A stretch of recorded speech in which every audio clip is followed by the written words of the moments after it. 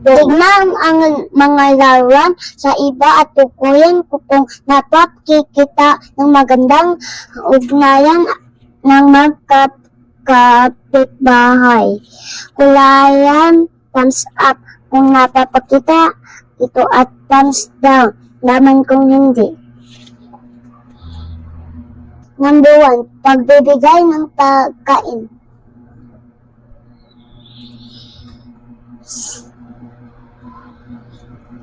Pakikipag-away sa kapitbahay. Magandang pagkikit tungo sa kapitbahay. Sama-sama paglilinis ng kapaligiran.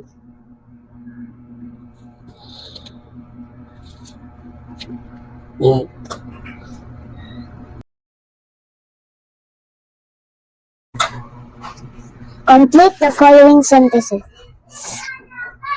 Cars 1, 2, 3, 4, 5. Cars are taken away. 1, 2, 3, 4.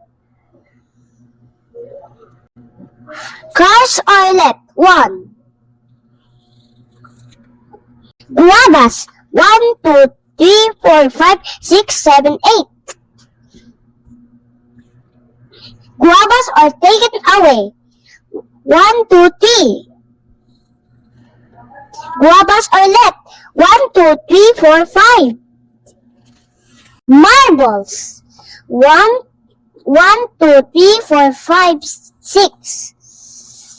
Marble is taken away. 1. Marble is left. 1, 2, 3, 4, 5. Candies 1, 2, 3, 4, 5, 6, 7. Candies are taken away. 1, 2, 3, 4, 5. Candy is left. 1, 2. Gifts 1, 2, 3, 4, 5, 6, 7, 8, 9. Gifts are taken away. 1, 2, 3. Gifts are left. 1, 2, 3, 4, 5, 6. 6.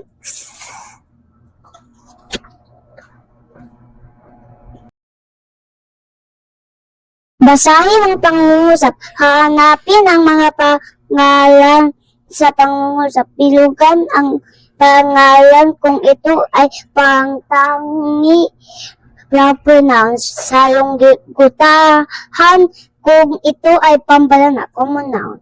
Ang pangalan ko ay Bella. Kapitbahay ko sila Maria, Lara, at Bino. Nakakatira sa isang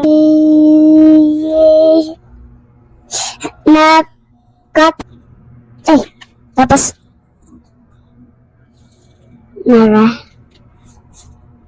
nakatira kami sa isang maliit ng bayan, ang bayan ng San Felipe.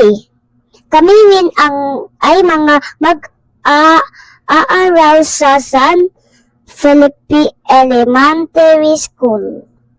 Tuwing Biyernes, pupunta kami plaza.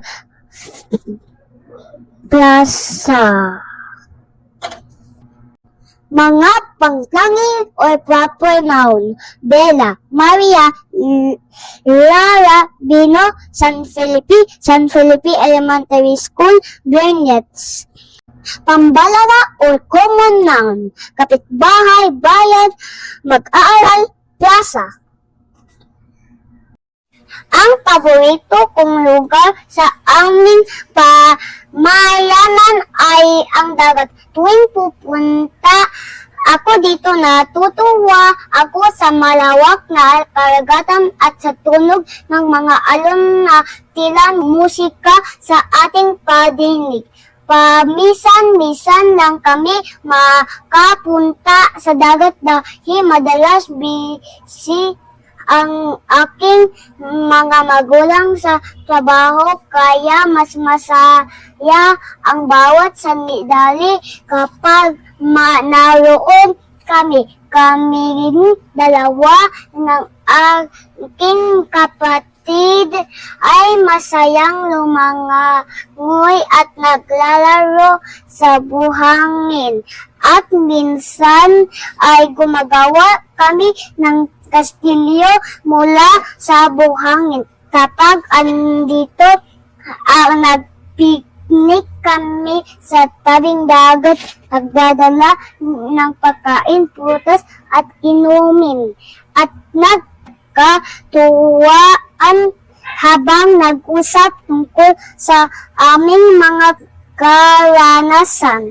Ang hangin sa dagat ay sariwa at malamig, kaya kahit pagod sa paglalaro, nagpapawi ang pagod at nagiginig magsila kami. Dito, gawin natutunan ang kahalagahan ng kalikasan, ang saya ng pagiging kasama ang pamilya, at ang pagmamahal sa bawat sandali.